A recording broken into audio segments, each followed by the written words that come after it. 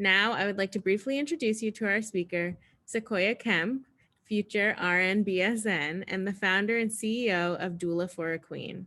SeQuoia, you may now have the floor. Thank you.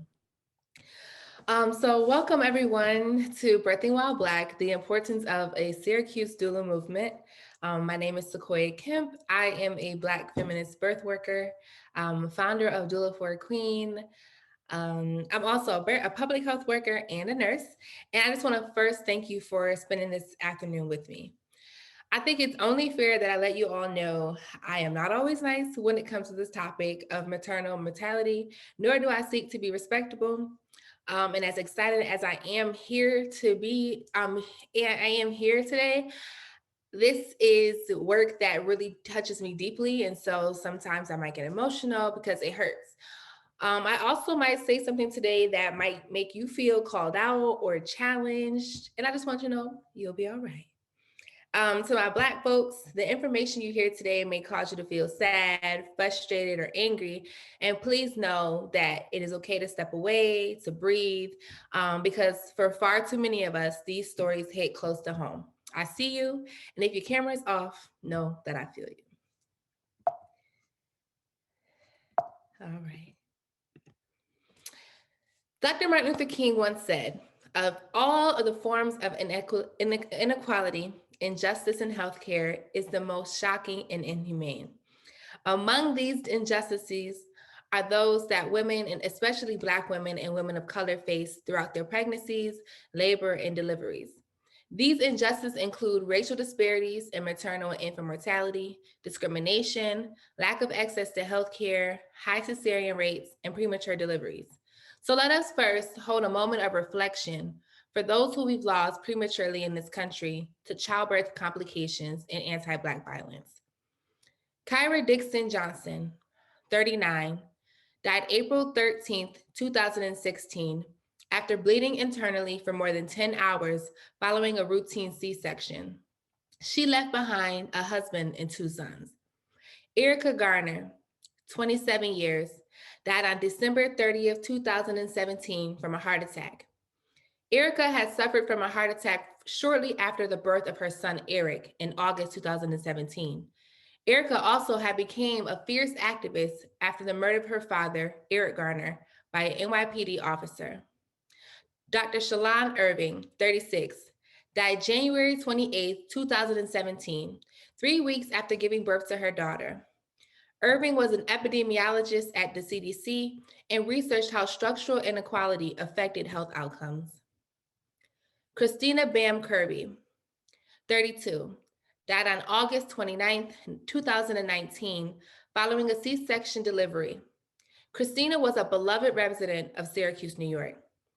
Shanice Patterson, 21, of Syracuse died on November 12, 2010, after an ectopic pregnancy ruptured while she was at the Syracuse Justice Center after being ignored and denied care while she remained in agony for 14 hours. Amber Rose Isaac, 26, died on April 21st, 2020, after an emergency C-section. She had tweeted on April 17th about her negative experiences at Montefiore Medical Center in the Bronx.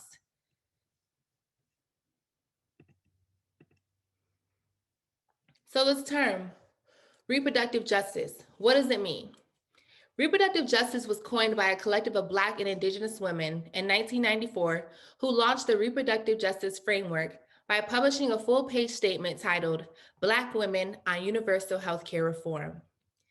Reproductive justice is the right to maintain personal bodily autonomy, have children, not have children, and parent the children we have in safe and sustainable communities. Sister Song Women of Color Reproductive Justice Collective. We believe that reproductive justice is a human right. It is not about access. It's not just about choice, but it's about access.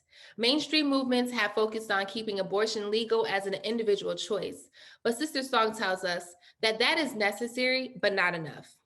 Even when abortion is legal, many women of color cannot afford it or cannot travel hundreds of miles to the nearest clinic. There is no choice where there is no access. Also, reproductive justice is not just about abortion. Abortion access is critical, and women of color and other marginalized women have difficulty accessing contraception, comprehensive sex education, STI, and preventative care, alternative birth outcomes, inadequate prenatal pregnancy, just anything you could think of, we are lacking. And that is an injustice to us. The Southern Birth Justice Network identifies birth justice as the right to choose whether or not to carry a pregnancy, to choose when, where, how, and with whom to birth, including access to traditional and indigenous healers, such as midwives and other birth workers, and the right to breastfeeding support. So when you hear me talking about these terms today, this is what I'm referring to. Maternal mortality. So according to the CDC, about 700 women die each year in the United States as a result of pregnancy or delivery-related complications. And what we saw in 2018 was that the United States maternal mortality rate was 17.4 per $100,000, not $100,000, I wish I had that, 100,000 lives births. So this is meaning that for every 100,000 births that are happening in the United States, about 17% of women are dying, or birthing people, excuse me. And what we're seeing is that pregnancy-related deaths are higher among Black and Native American women. And so I know we're talking about, birthing while Black, but I feel as though our history is interconnected with our indigenous folks. And so it is important that I highlight them and their maternal mortality crisis that is also happening on their land that we are on.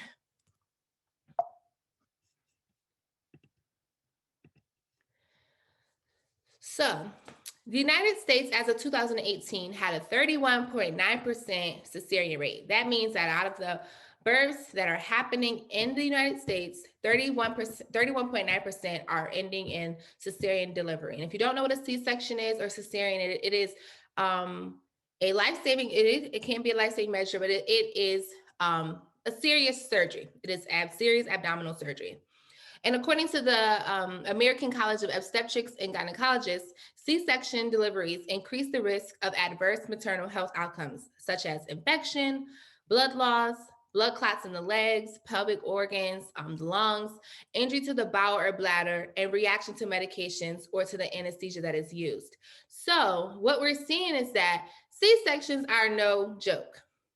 And unfortunately, if you recall back to the names I read of Black women who died in this country, the commonality that we're seeing is that they died following C-sections. And Black women are more likely to undergo a cesarean section as a mode of delivery in the United States. So our current reality in New York State. According to a review of maternal deaths between 2012 and 2014, the top 5 causes of pregnancy-related deaths were embolism. So embolism is known as a blockage. It can be a blockage of fat, air, or blood in an artery. 60% were related to hemorrhage, so excessive bleeding from a ruptured blood vessel. 16% was related to infection. Cardiomyopathy, excuse me, I just graduated nursing school. Cardiomyopathy accounted for 12% of these deaths. And this is known as heart muscle disease. So what this means is that it makes it harder for your heart to pump blood to the rest of your body, which can lead to death, and hypertensive disorders. And 65% of pregnancy-related deaths occurred within a week of the pregnancy. So that week between when you deliver is very crucial, and we'll get to that later on.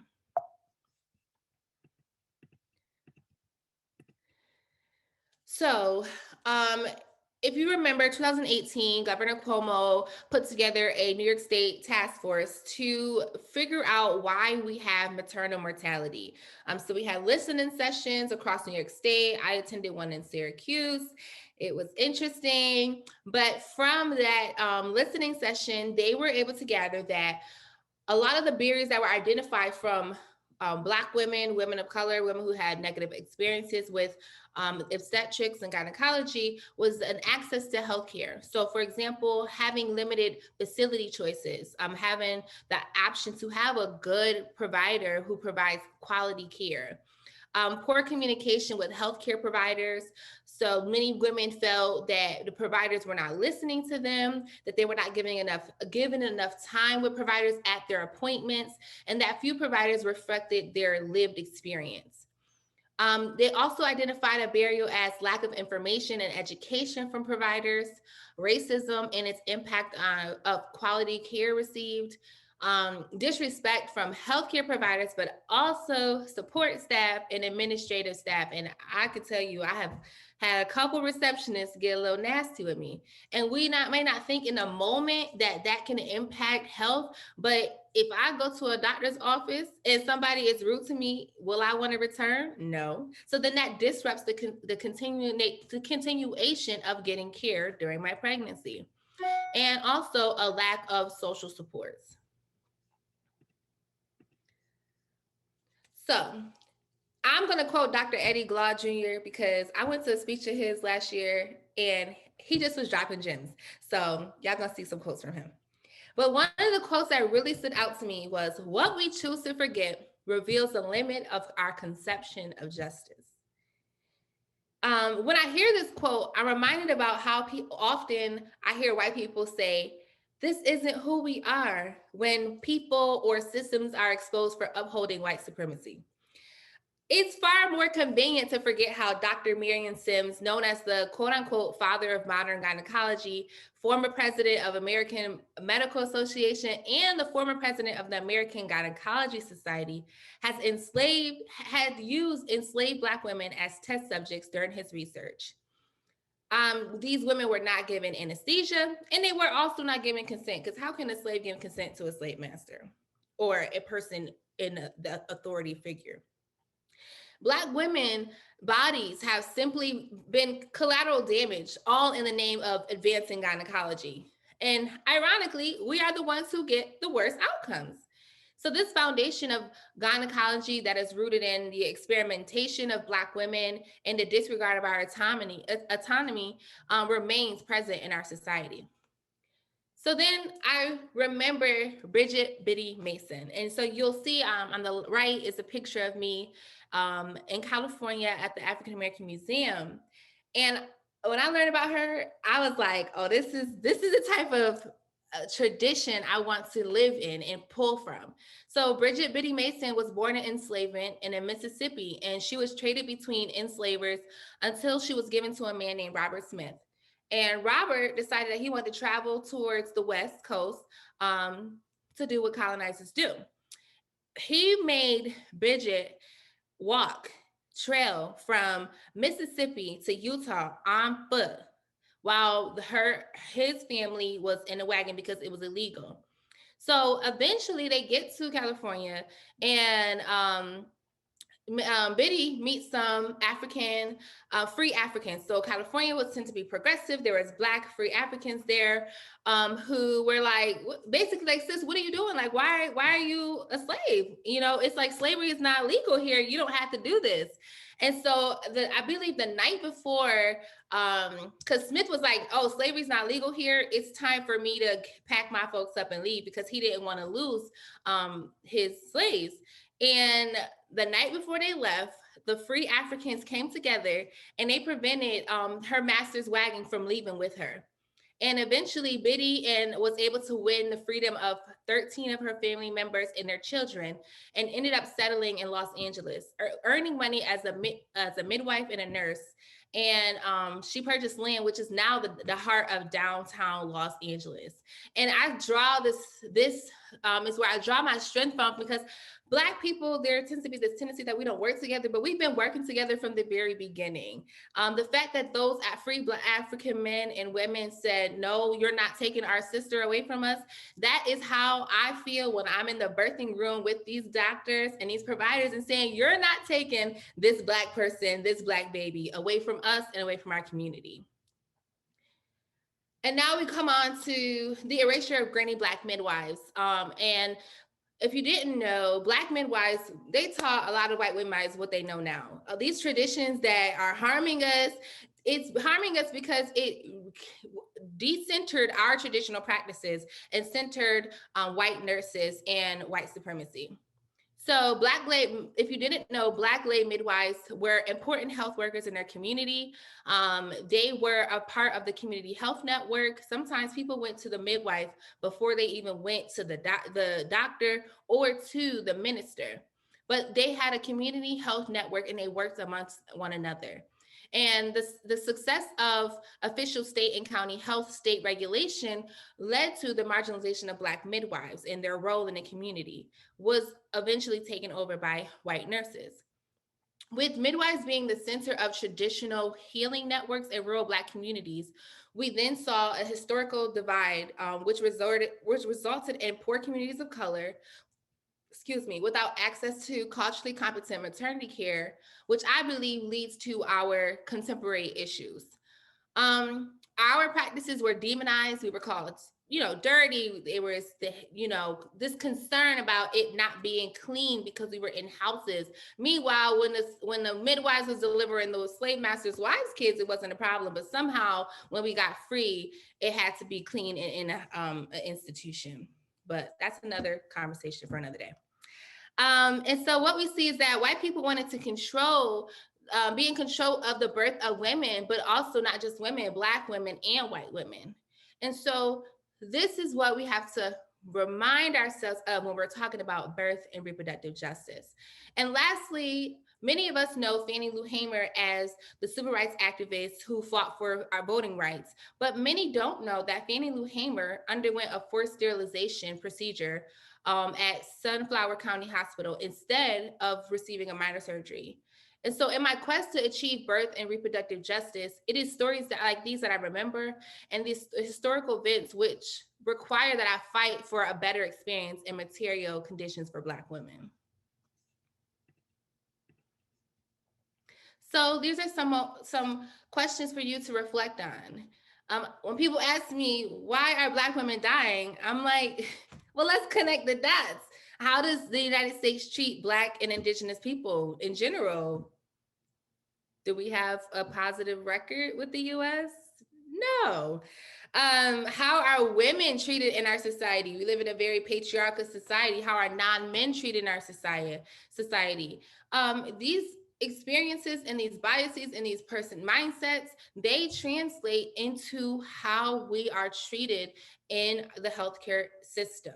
Whether the nicest, most kind-hearted, well-intentioned doctor can still contribute to our impact because of the system of oppression that they're operating in. And so Shafia Monroe, who's an amazing midwife and founder of Traditional Childbearing Group, said that medical education has to teach racial health disparities as a disease. Racial health disparities as a disease caused by racism and lack of cultural competence in America. The two are interconnected.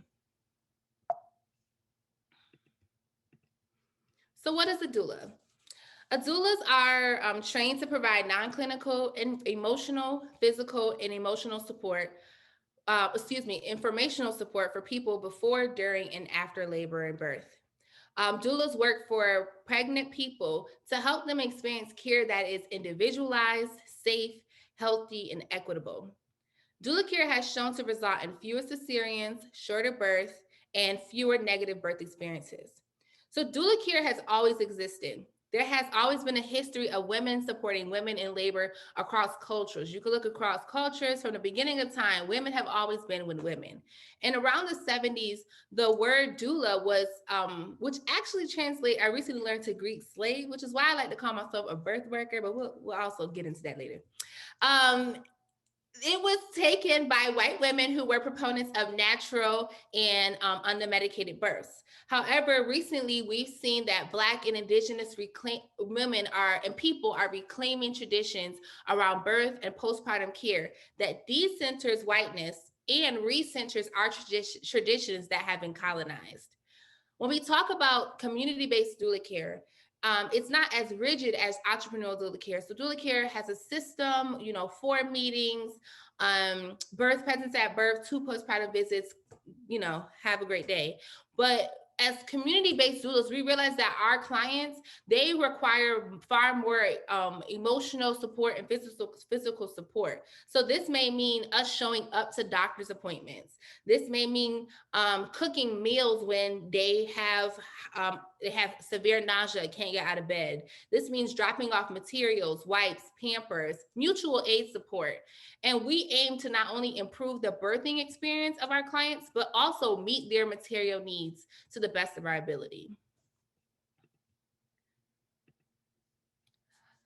So Doula for a Queen is a community-based doula practice. It's ran by myself and my amazing birth partner, Maria, who's a Latinx birth worker.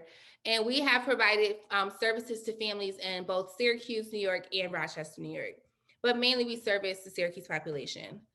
And long before I became a professional doula, I used to seek opportunities to attend births of family members and friends. And then I officially learned about doula care during my freshman year of college while taking a class called the Intro to U.S. Health Systems. That class changed my life. That is then that I began researching about the rising rates of cesarean sections in the United States. And I kept just seeing Black women. Like, well, as I learned and was in public health, I kept finding a pattern of Black women having the worst outcomes. And then I came across some research and decided to write about the efficacy of doula care and reducing the use of maternal interventions, medical interventions, which increases the risk for C-sections. And then in 2014, I became a doula through Village Birth International. And I founded Doula for a Queen with the mission to provide holistic community-based doula services to families through the reproductive and birth justice lens that I learned from VBI. And I personally feel that Black liberation, like doula work is Black liberation. Like life starts before we're even birthed. And this work is about, not just about like the 9 months that we're supporting our clients or the 6 weeks that typically is regarded as the postpartum, but it's about the longevity of Black life in our communities. And our work is rooted in ancestral and liberatory practices. So yes, I have my evidence-based information, but some stuff isn't evidence-based. Some stuff isn't in through this critical lens that we like to use as academics and scholars. Lived experience goes a long way when we're talking about doula care and maternal health outcomes. So what does doula care include? It includes prenatal support. So when I'm providing prenatal support, I typically meet with my clients once a month. I provide childbirth education, enhanced body literacy. We discuss the stages of labor, comfort measures. And during our prenatal sessions, clients are also able to ask questions that their providers may not have been able to answer in greater detail. We also address the client's fears and come up with a plan to mitigate those fears with evidence-based information, relaxation techniques, meditation, and wellness activities. And for Black women, what I'm seeing is that a major part of prenatal care involves dispelling myths that our clients may have learned and providing them, like I said, with that evidence-based information. And it's also talking about their birthing story. So what did your mom go through? What did your grandmother go through? And trying to learn from these experiences. We also do role playing. So I don't believe that people should know what labor is like once they go into it. We role play, we get you on your back. Let's practice pushing. Let's practice different techniques so that when it happens, when you go into labor, it isn't like this shocking thing. You already have tools that you can apply. If my clients end up being induced, I go over the process of inductions and the different mechanisms that are used to induce labor. And then also, if my client is scheduled for a C-section, I offer education regarding the process of a C-section, and we develop a recovery plan. We also discuss bottle feeding and breastfeeding, and any questions. It's really just a moment, about an hour, hour and a half to 2 hours of them asking me questions, and we're having a conversation and helping to prepare them for birth. So during labor, it's a time when typically my clients will inform me that they're in labor, and I'll either meet them at their home or at the hospital or wherever they plan to deliver. So on the left, you see a picture of my sister who was in labor for like 3 days, and my niece ended up being delivered via surgery. And so as you can see in the photo, we're smiling. In my head, I'm trying to help her laugh through it, get her prepared, because now she's like, I got to go through major surgery. But during the process of preparing her, we talked about what C-sections look like. We, her midwife was amazing. She allowed her to not allowed her to labor, but she wasn't quick to intervene. She allowed my sister to have agency about how she would labor. And that was also about creating a calming environment. So we have music playing.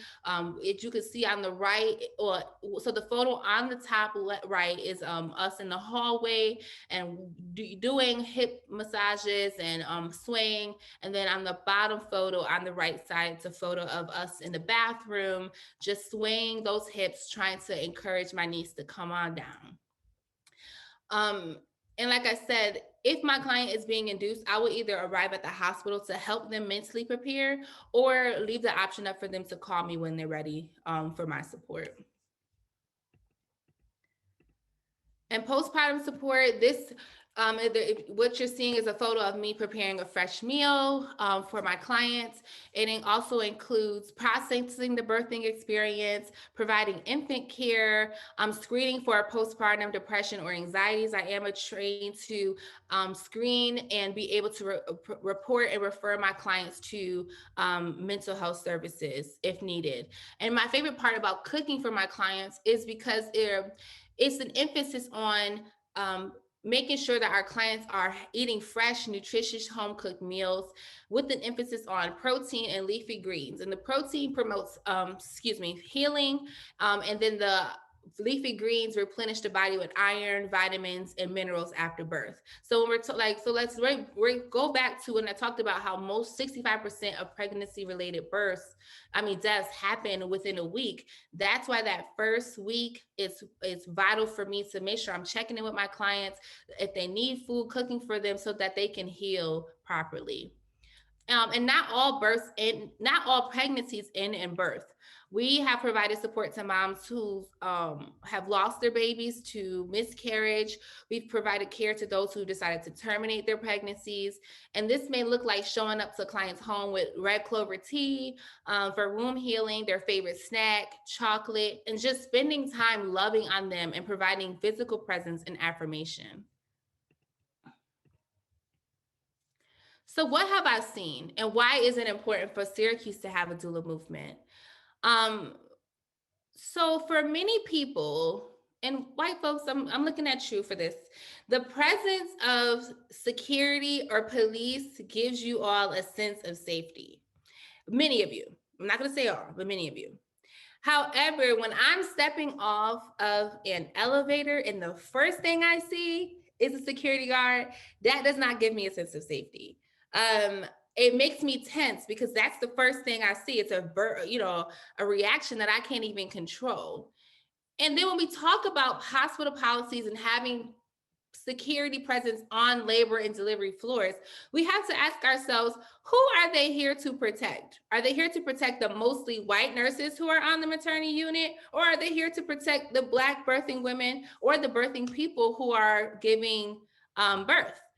And again, we're asking ourselves, who are they here to protect? Are they intervening when our clients rights are being violated?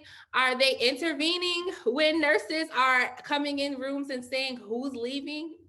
I don't think so. Oftentimes they serve as a barrier to safety. And I've had clients who have a history of being incarcerated and who have said that when she was giving birth, she felt like she was in prison.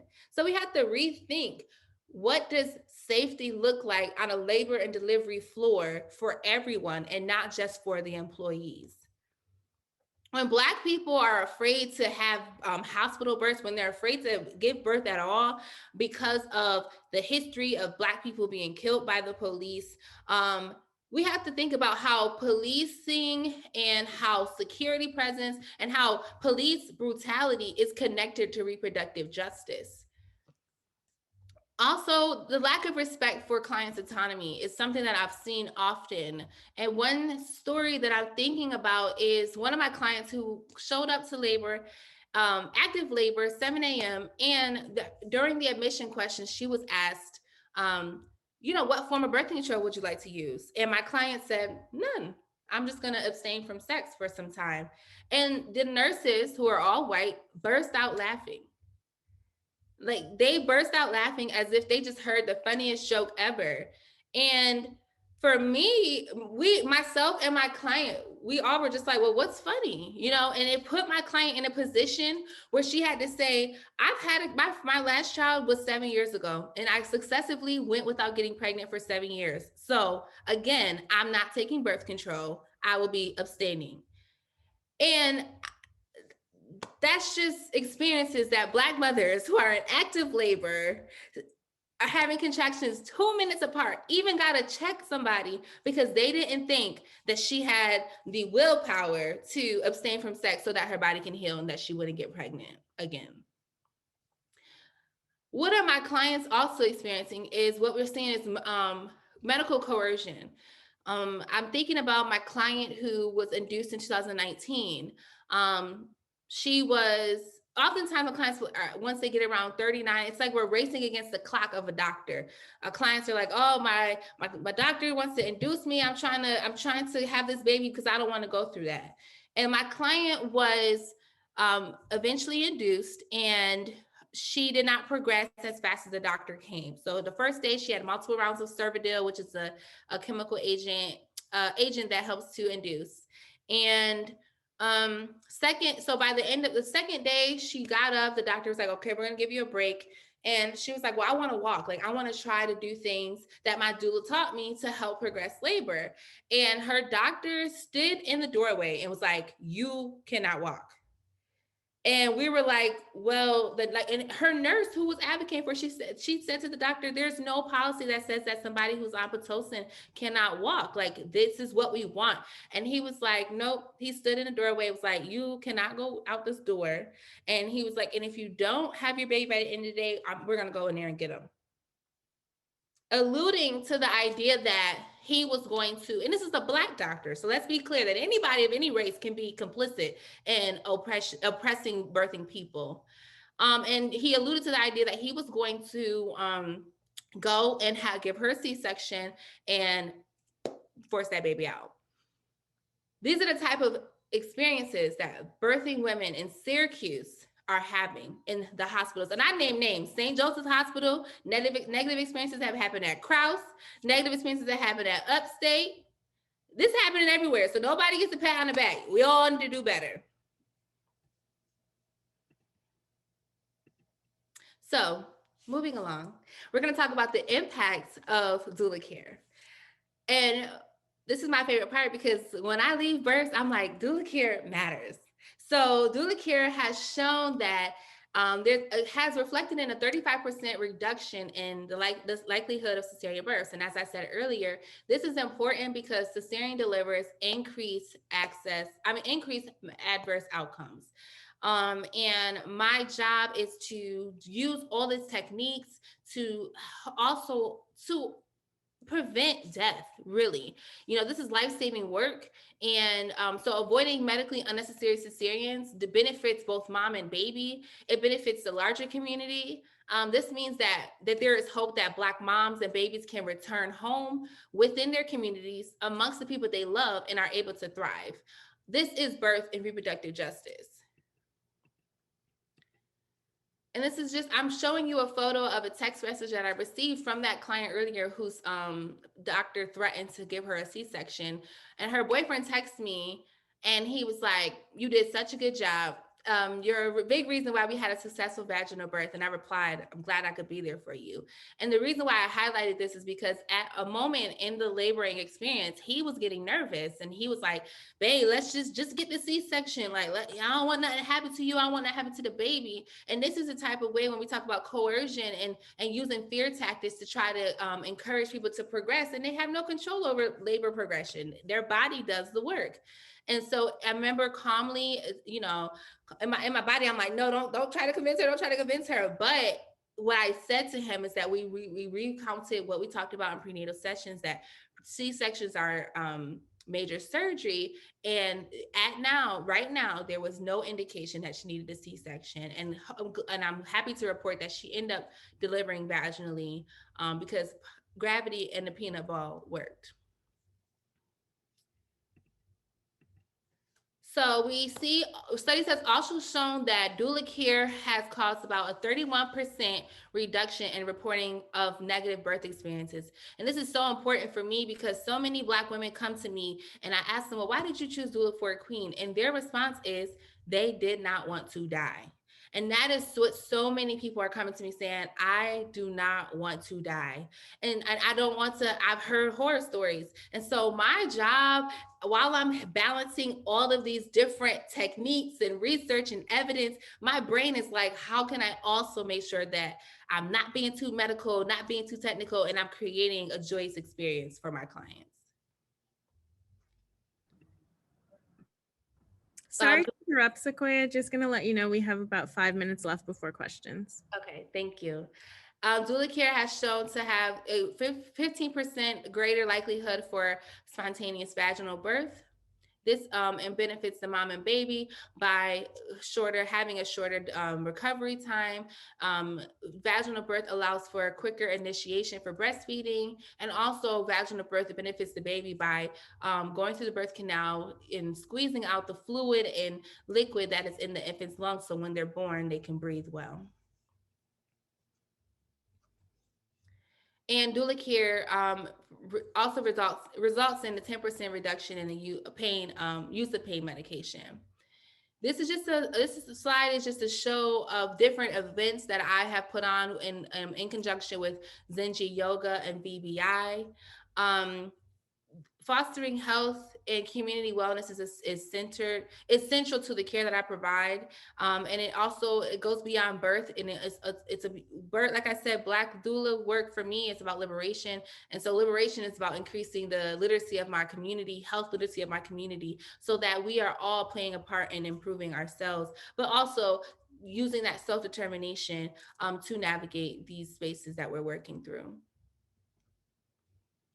And so Sankofa Reproductive Health and Healing Center is essentially a combination of events that myself, VBI, Zenji Yoga have put together in the community. And so we ended up launching a partnership to launch this center to provide equitable care while uplifting ancestral practices that we come with, and to promote healing and wellness for reproductive justice. And we are an official perinatal safe spot.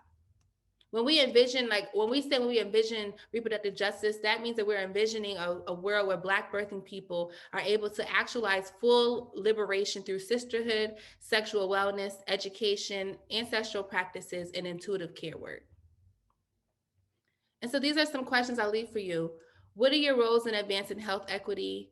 What are some truths about the healthcare industry that need to be confronted? And how will you remember the past to change the future, excuse me. Here are just a few recommendations for healthcare providers that were put together between Ancient Song, Village Birth, and Every Mother Counts. And it means about incorporating a human rights framework, advancing your understanding of racism. It's not just about you as an individual. Am I racist? Am I not racist? No, how do you operate in a system of oppression? Address intergenerational trauma of Black people. Know that when we come here, we don't trust you. It may not even be about you. It may be about the stories we've heard from our parents, our grandparents, or just what we're seeing on the news. And support the reproductive lifespan. So we need care from the time we hit puberty to the time that we hit menopause. We have to focus on the whole lifespan of our reproductive system. And prioritize self-determination and value collective models of care. This work has to be collective. The healthcare system alone cannot fix this problem. Doulas alone cannot fix this problem. It has to be collective work, community-led collective work.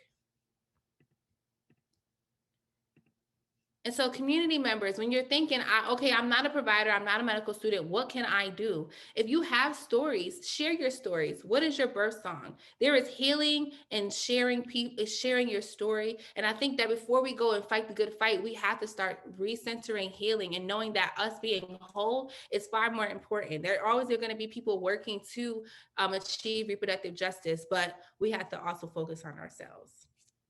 And so I think I'm at time, correct? You can actually take a little bit more time. It looks like I miscalculated. And if you want to do 5 minutes for questions, you can keep going. Okay. I just have a couple more slides. So also what you can do, and I can send this information, make sure you all get the information of who to contact and who are the heavy hitters and who are our targets to move towards reproductive and birth justice. But I also want to let you know that we have a birth justice fund, especially with the pandemic. The CDC has identified pregnant people as high risk for severe illness. And so our goal has always been to make doula care accessible. However, we work outside of the nonprofit industrial complex, which means that we rely on I saved my money in undergrad. I received support from BBI, and community donations really has driven this work. And so although we recently got funding for the Reproductive Health Center, Doula for a Queen is still our mission is also to create mutual aid. So we are in need of PPE, food, diaper, wipes, which will be distributed to our clients. And we believe that when you invest in us, you're investing in the health and the well-being of birthing people in our community. So to close, I'll leave you with this. Another quote from Dr. Eddie Glaude Jr., which states, "The country is in the process of being reborn. The question is, will we be good midwives?" I want each of you to take a moment to reflect on the events that have transpired in our nation last week, but especially over the past 4 years. These events have revealed that racism is alive and well.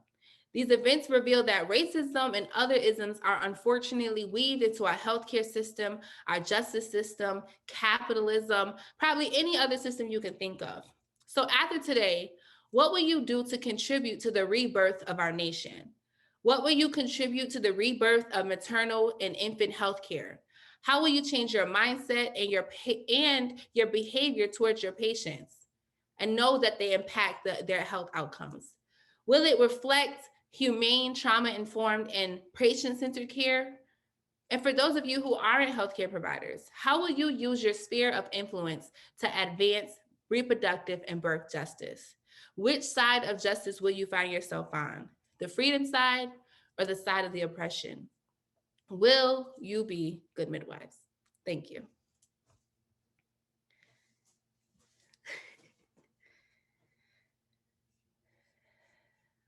Okay, so now I'm gonna try to answer some questions.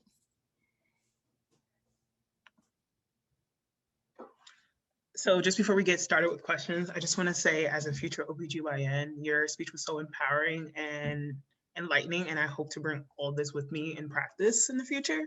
Thank you. And to get started with some questions, I have some already. So how did the pandemic impact your ability as a doula to provide care to women? Certainly. So especially when we first had the pandemic started, there was a lot of unknowns. A lot of us we were like, we want to support our people, we got to show up. But we also had to think about how this virus was impacting us. So there was a lot of shift to virtual doula support. So during the summer, we had about 4 community childbirth education classes that were virtual, and they were open to people across the nation. So I had people from Texas, New York City, Syracuse. We just wanted to try to disseminate the information that people needed to make informed decisions in the most easiest way. And so we were able to do a lot of virtual doula care. Now that we know a little bit more about the virus and that the vaccine has been distributed, we're looking to continue to provide services. So through the center, we'll be providing services, yoga, childbirth education, writing workshops virtually so that people can still feel connected. And then we do have doula services, doulas who are utilizing proper PPE and basically being creative about how we're supporting our clients, but also keeping each other safe. Awesome, thank you. So you touched on this a little bit in your presentation about your interactions with physicians. So somebody had a question about, as a doula, have you formed any relationships with physicians you trust, or is it always different? I definitely have formed in relationships with, well, they don't know, but like I know. So there are certain providers who I definitely suggest to, and I have an emphasis on midwives because, you know, I'm an aspiring midwife. However, there are providers who I've identified. And so typically when a client tells me they, you know, have a provider, they're like, well, have you had someone who had this person? I'm like, yes. But I always try to let my client share with me. And if they feel like they're having a good experience, then I will not interfere. But if they are feeling some concerns, then I do have core people who I trust, who I will refer people to. Specifically because there's one midwife in Syracuse who has helped catch a bunch of babies in my family. And I watched her bedside manner. I know her rapport. So yes, but I found that so at Kraus, I know I supposed to experience at Kraus, but what I've seen, I think over the past 4 years is that the more people know my face, know my name, I have doctors like thanking me after like, oh, you did a good job. And I'm like, thanks. I mean, I just was here, you know? So I think that as providers see doulas as, oh, they're actually helping, and that we're here filling the gap for, you know, the system in which that doesn't allow people to have, you know, hour-long sessions with their provider. So it's been a mixed experience, but I can't say I had a negative experience. I just keep a mental note. And more of a follow-up on that as well. How do you handle situations like the one you mentioned where the provider is pressuring a woman to move forward with another plan of care? Do you feel that your voice is respected and heard? Yes. So I have a policy, well, not a policy, but more of a principle that I rarely ever speak to a provider unless I feel as though they are like completely violating my client's rights. What I will typically do is reframe the question. So if they're saying something, I'll ask my client, well, what do you feel about this? Opening the space so that the client can, speak for themselves, and that they can also feel honest. And I'll say things like, we're all here to support you. So that's putting the provider on notice that we need to all be on the same page, but the page has to be on what's the best interest of the client, and making sure that the client is making an informed decision.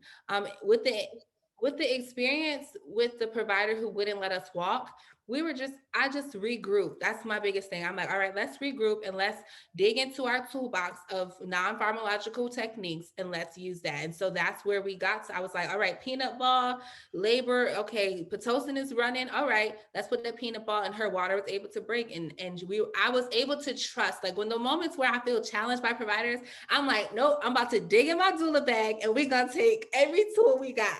So yeah, so typically I go more inwardly, and I'm just, like I said, like it's like a file in my brain, and I'm just going through all of the files of experiences and techniques that I know, and trying to be creative on how I can recenter it back so that the client still feels like they're in charge. And this is our last question for the session. This is obviously incredibly necessary. Okay, I don't know. Not where to wait. How can this be extended to those who cannot afford to give you what you deserve, but who might need the support the most? Are they So, referring? yeah, being a doula, utilizing a doula. Oh, so I don't think I've ever turned a client down. I mean, I didn't so I was talking about the difference between community-based and entrepreneurial.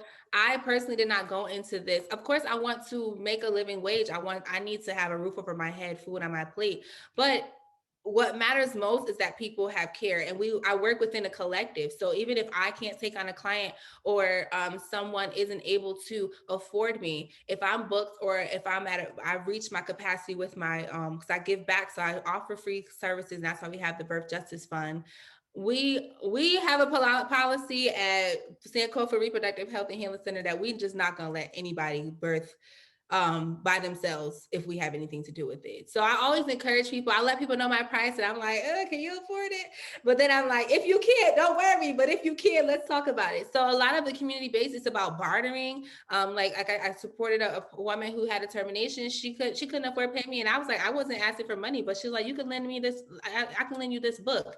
It is about finding ways to exchange services, exchange care for one another, and let it all be. Like, we don't want you stressing. If you need a doula, call us and we will support you. We will find someone to support you. And I believe that anyone who has interacted with myself or the people who I work with, they know that yes, and not so that we use a communal practice, and we believe that, we cannot thrive without having collective work. I think that's all the time we have for questions. Thank you so much, Health Justice Conference, and thank you to everyone who tuned in. And I hope that you all learned something and will be good midwives. Thank you so much, SeQuoia, and thank you for everyone for attending.